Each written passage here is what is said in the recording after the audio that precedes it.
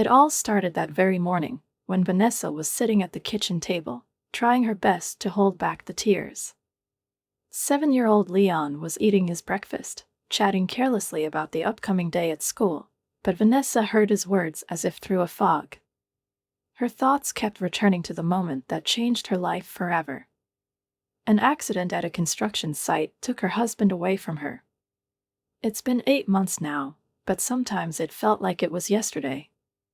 The first months after Durant's death were an endless cycle of paperwork, formal meetings, condolences, and tears. The nights passed in agonizing wakefulness, the days in trying to hold on for Leon's sake. If it wasn't for Sarah and Carlos, Vanessa didn't know how she would have coped. They picked up her son from school, helped with dinner, and supported her when her own strength was running out. They were more than just relatives to her, real angels, without whom she couldn't have continued. Sarah has repeatedly tried to help not only with business, but also with money. Vanessa refused every time, but Sarah still stubbornly tried to slip her an envelope with money. "Vanessa, honey, we just want to help," she said, her kind eyes filled with concern. "We know that the insurance company has paid, but please don't refuse." Yes, the insurance did pay out $300,000, and together with the marketing manager's job, Vanessa could provide for herself and Leon. But it wasn't about the money. The attention and care of Sarah and Carlos meant much more to her.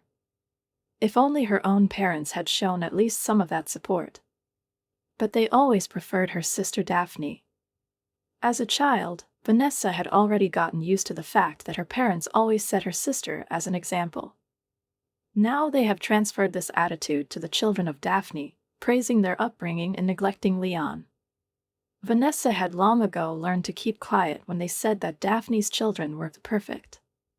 Last weekend was significant.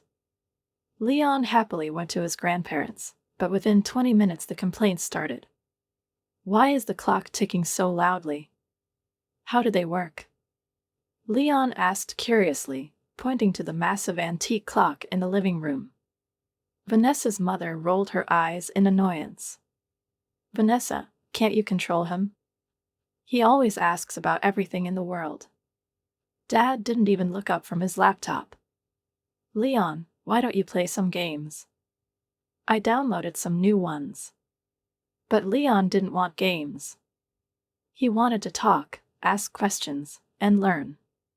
While Daphne's 3 children sat in a corner, completely immersed in their phones, Vanessa's parents set an example for their silent behavior. Vanessa is used to these comparisons. She just shook her head and remained silent. At least her parents sometimes helped. They looked after Leon if she had late appointments. And so, another dinner at her parents'. She immediately realized something was wrong when she entered the house. Her mother had made her favorite lasagna, which always meant she had some ulterior motive. My father was unusually talkative, asking about work, about Leon, about life in general. They were clearly leading to something. "Vanessa," her mother finally said, carefully cutting her lasagna into perfect squares, "we'd like to ask. You know what the insurance payment for Durant was, right?" That moment was like a punch in the gut. Vanessa froze, fork in the air, as Daphne's words echoed in her mind. $1,000 per month. Not a request, not a suggestion, but a statement formulated as if the decision has already been made, as if it goes without saying. She slowly looked up and saw her mother furtively nodding in agreement with Daphne, and her father pretended to be busy eating, but his eyes flashed with the same expectation that Vanessa had known since childhood. It was their way of communicating, not to ask, not to discuss, but to confront her with the fact. She has to. She has to. Are you serious? Vanessa's voice was steady, but a storm was building inside her. Of course, Daphne replied, as if it were the most natural thing in the world. Our parents have done so much for us. They deserve support. I'm not denying that they deserve help, Vanessa said, looking straight into her sister's eyes. But why did you decide that I should give more? Because you can afford it, The answer was instant, as if prepared in advance. You have money, you are alone, Leon will grow up, and you will have only your expenses. I have 3 children. I would have sent more, but… She made an expressive gesture, as if showing her straitened circumstances. Do you realize that $1,000 is a lot? Vanessa tried to keep her voice calm, but she could feel her heart pounding. The mother dabbed at her eyes with a napkin again. Vanessa, honey, we don't want to stress you out. But it's so hard for us. Prices are rising, house bills. You know how expensive everything is these days. My father and I have done everything we can for you. Don't we deserve some help? The father cleared his throat and finally spoke. It's just a small part of the money you have. You won't even notice. She looked at him, and a familiar feeling came over her, a mixture of anger, disappointment, and inevitability. How many times had she heard such words before? They always justified their predilection for Daphne. When they helped her with the down payment on the house, when they financed her wedding, when they paid for her children's extracurricular activities. You're alone, you don't have that kind of expense. But no one cared about her expenses. The fact that she is raising a child alone is also important. They didn't care about Leon's future. He was secondary to them. I can't, Vanessa said firmly, breaking the painful silence.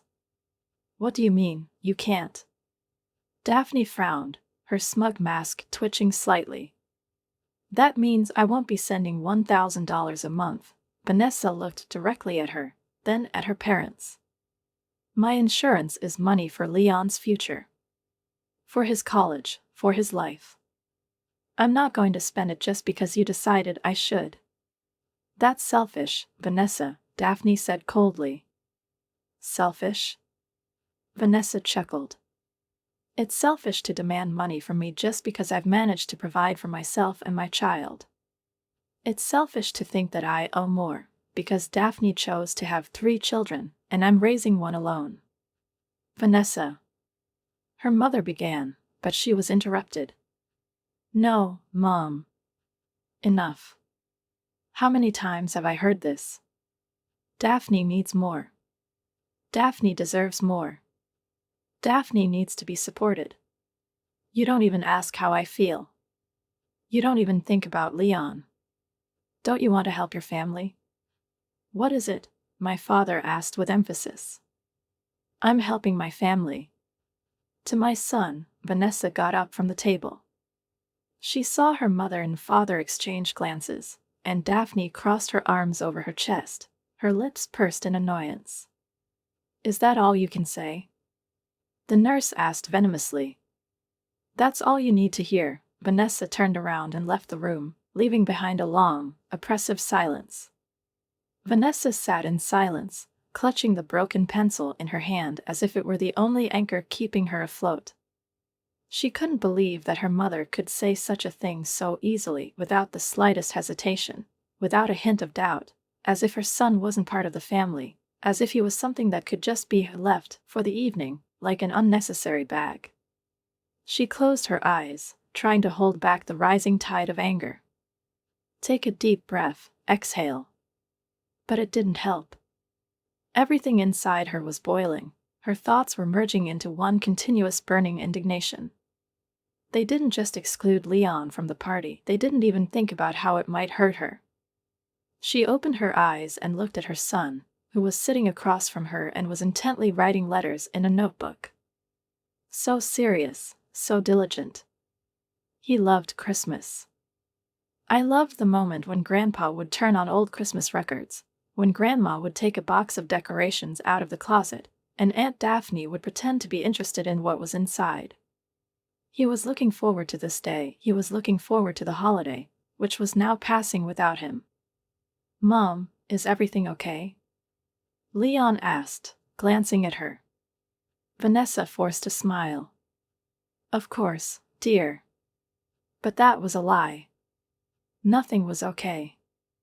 She looked at her phone again, at the screen where her mother's number was still flashing. How easily she said it, How simple. She didn't even ask how Vanessa was feeling or what she thought about it. For the mother, this was already a done deal. They want an elegant evening, a conversation for adults. And Leon? You can just put it somewhere. Vanessa felt her breathing falter. She put the pencil down because she knew that if she squeezed it any harder, it would break completely. She slowly got up, went to the window and looked out at the gray December sky. Christmas without her son. That was the last straw. She could no longer turn a blind eye to their attitude, to their eternal excuses, to their injustice. She had been trying for years to earn their approval, to be noticed, to be recognized as Daphne's equal. She paid, endured, and remained silent. But now she saw the truth. They will never change. His hands clenched into fists. Mom? She turned around and saw Leon, who was looking at her with slight concern. He could sense her mood, knew something was wrong. She walked over to him, sat down next to him, and gently put her hand on his shoulder. Leon, would you like to spend Christmas with Sarah and Carlos? He frowned. What about Grandma and Grandpa? Vanessa pursed her lips. This year they decided to spend the holiday without children. Leon blinked, taking in her words. Without me? She nodded, watching his eyes fill with incomprehension. But why? His voice was low, but there was such disappointment in it that Vanessa's stomach clenched. Because that's what they decided, she said softly, struggling to find the words. But we can come up with something of our own. Something better. Leon thought about it, and then asked. Can we bake cookies? She smiled, stroking his hair. Of course we can. And decorate the Christmas tree? Yes, dear. Will Carlos help me make a Christmas card? Vanessa laughed. I'm sure it is. Leon nodded, and his face lit up.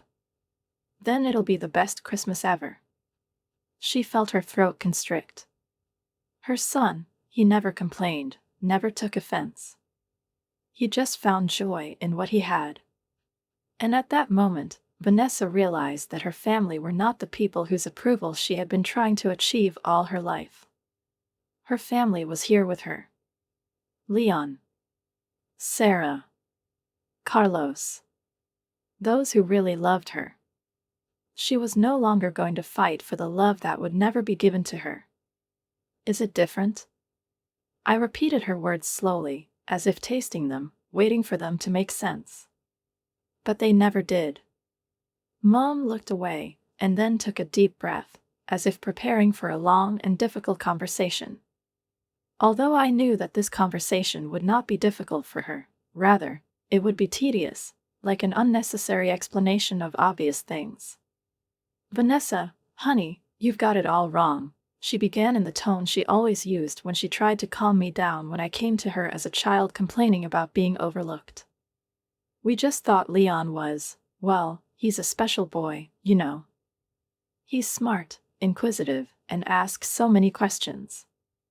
She finally looked at me, but her gaze was more cautious than guilty. He might not fit into the atmosphere of the evening. You know how much he likes to talk, and Daphne's kids, Linda's kids, they know how to behave calmly. I heard it. I heard exactly what she was trying to disguise with beautiful words. They wanted to expel my son because he is too lively, too interested in the world, too talkative. Because he's not sitting silently in a corner with a phone. Because he has thoughts and questions, but other children, in their opinion, do not. Are you really trying to tell me that Leon would be inappropriate at a family Christmas? I heard my voice tremble, but not from weakness, from suppressed anger. Mom looked away again. It's just, the party was designed a little differently, that's all, she said, her voice sounding annoyed, as if I was picking on small things. It's Christmas, Mom. I balled my hands into fists. This is not some elite reception at a country club. This is not an evening at an expensive restaurant with a dress code. This is a celebration for the family." Mom sighed and finally looked at me directly. "Vanessa, you should learn not to make a scene about everything. We just wanted to have a quiet evening. You know Leon can be. Maybe who?" I stepped closer, forcing her to finish. She hesitated. "He's just an energetic boy. And we wanted a quiet evening." I froze, feeling something crumble inside me at her words. "Have a good evening," I repeated slowly, and then I laughed, but it was a bitter, dry laugh, without a drop of joy. "Vanessa," my mom started, but I raised my hand to stop her. "No, Mom, don't." I got it. I finally understood everything. Mom frowned, but I didn't give her time to respond. "All this time I've been trying to earn your approval. For years. I tried to be who you wanted me to be. Even after Durant's death, even after everything that happened to me, I tried to be a part of this family, your family. I helped with the money, as you asked. I supported, I came, I agreed. I was silent when you compared me to Daphne. I swallowed my insults when you said that my child is difficult because he doesn't sit quietly staring at the phone screen." Mom shook her head, her lips pressed into a thin line. "Vanessa, you're overly dramatic." "No." My voice was harsh, almost cutting. "I won't be silent anymore." I felt better. It was as if a weight of many years had been lifted from my shoulders. "I left when you decided that my son was less important than Daphne's children. But now I'm leaving for good." Mom's eyes widened. "What?" "You heard me. I will no longer allow you to do to yourself and my son what you have been doing all your life." I stepped back. "I'm not your bank account anymore. I'm not your backup anymore. And my son is no longer your inconvenient guest." Mom opened her mouth, but I didn't let her say a word. "Congratulations, Mom. You did it. You finally showed me who you really are." I turned around and left the house without looking back. The cold December air hit me in the face, but I didn't care. I took a deep breath, feeling my heart lighten, and then got into the car and started the engine. I was heading to where my family really was. For a moment, there was a ringing silence in the room. Only the crackling of the fire in the fireplace and the muffled sounds of Christmas music coming from another part of the house reminded me that just a few minutes ago there was a festive mood here. But now it crumbled like fine porcelain broken on a marble floor. Alvise slowly got up from his seat, his face expressing a mixture of shock and growing anger. His voice was low, but there was tension in it, like a taut string about to snap. Daphne blinked helplessly, her hands clenched into fists. It's not what you think." Her gaze darted between her parents and her husband as she frantically searched for a way out of the situation. "I just wanted to help Mom and Dad." Alvise took a step closer, his face contorted in disbelief. "We have 3 children, a mortgage, bills that we can barely pay. And you're sending $500 every month and you didn't even think it necessary to tell me?"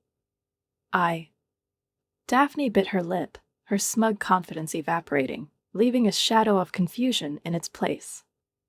I stood in silence, watching my sister find herself in a situation where she couldn't control the situation for the first time. Her ever-present confidence, her ability to manipulate her parents and make herself look like a victim, all crumbled to dust in the face of her own husband's fury. Mom, who had been silent before, finally spoke up. "Children, let's not turn a family holiday into a quarrel." Her tone was restrained, but I could hear the irritation in it. She was cornered. "Oh, it's not just a fight anymore, Mom," I said again, looking around the room. "It's the truth that I'm not going to hide anymore."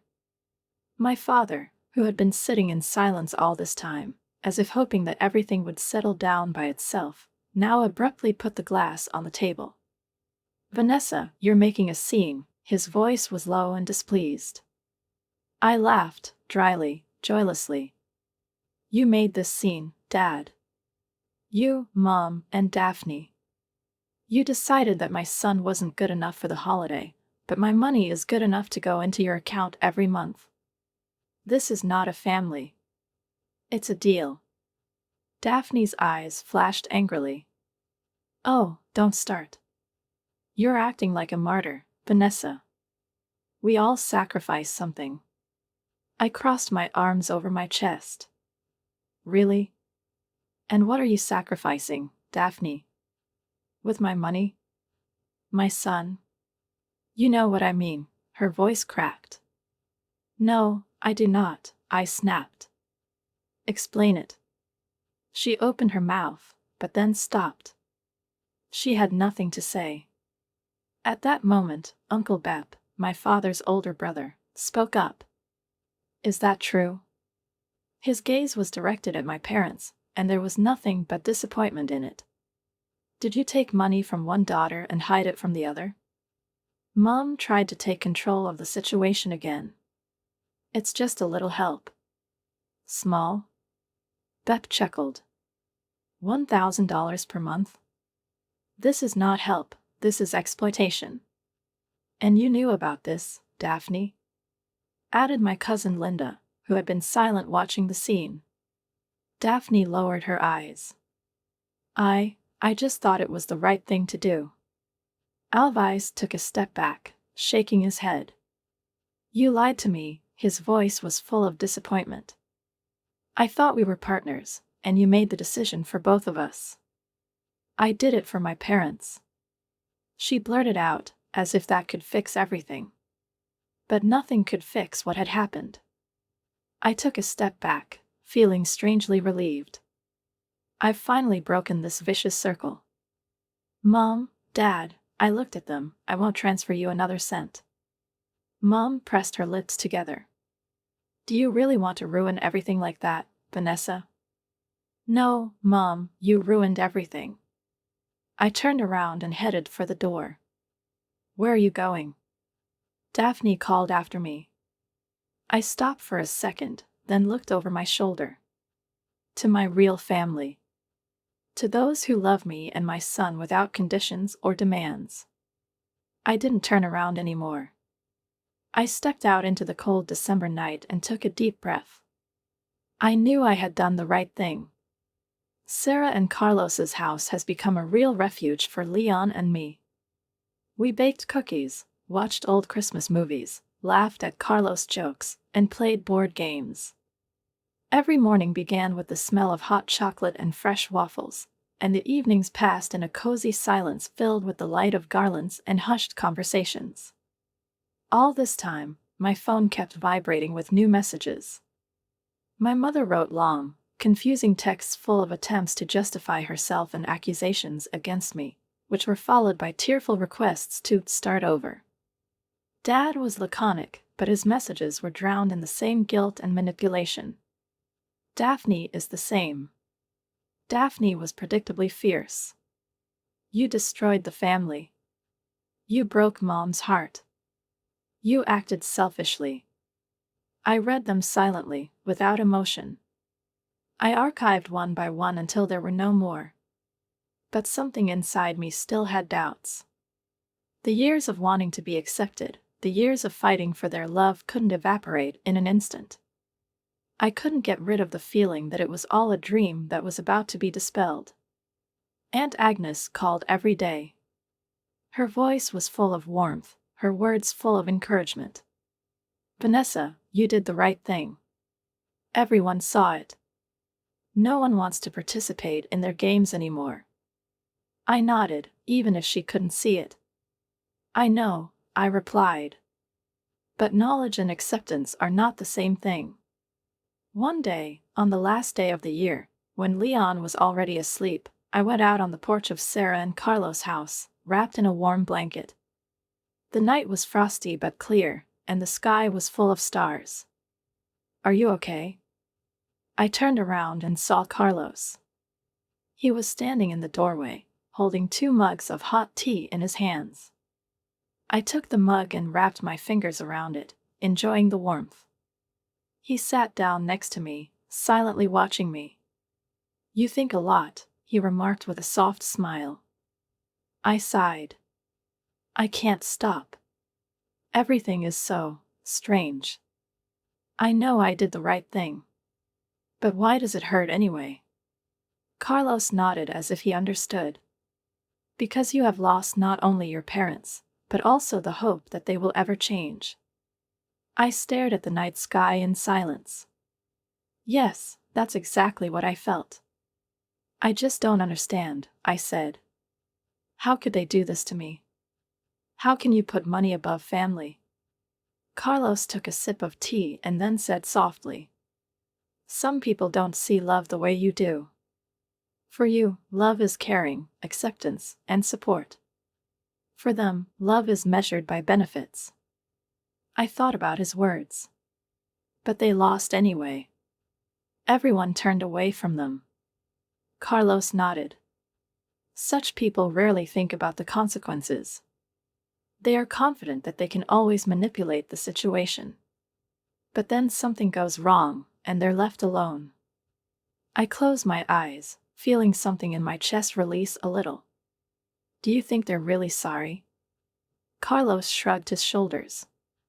"Maybe. But they're not sorry because they offended you. They're sorry because they've lost control." I nodded, knowing it was true.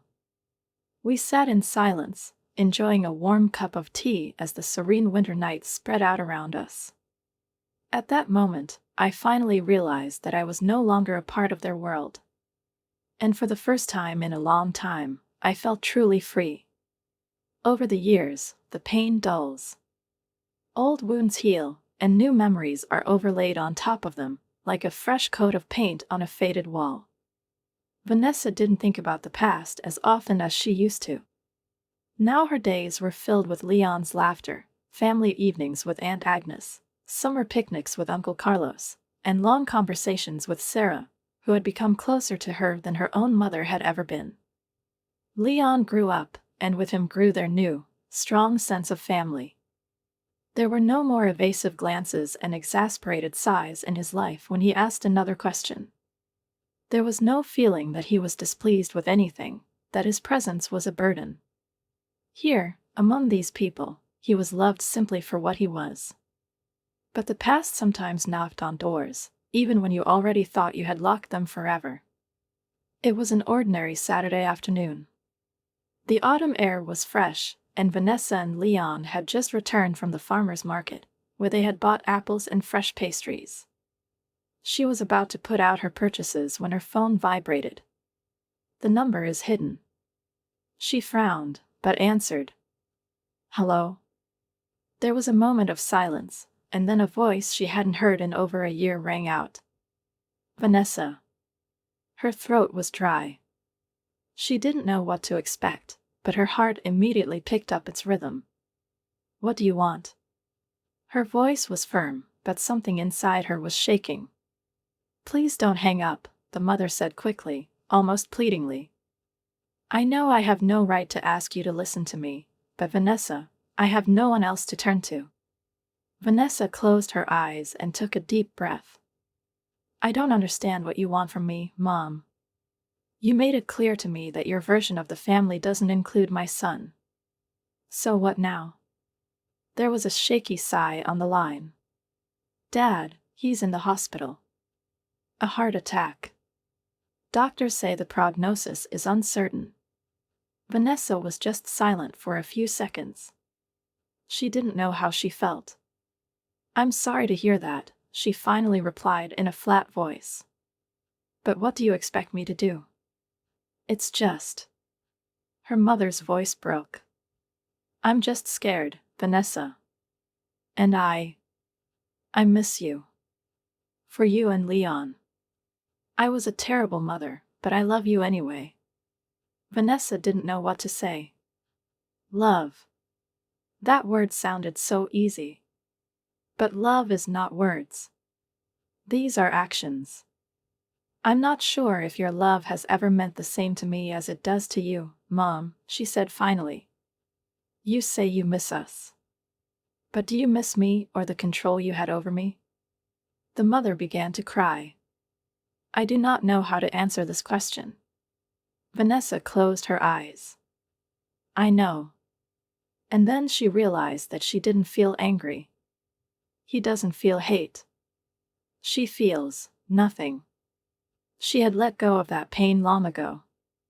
I hope Dad's going to be okay, she said, sincerely but without warmth. But I have a life. And the family. And they never considered my son unnecessary.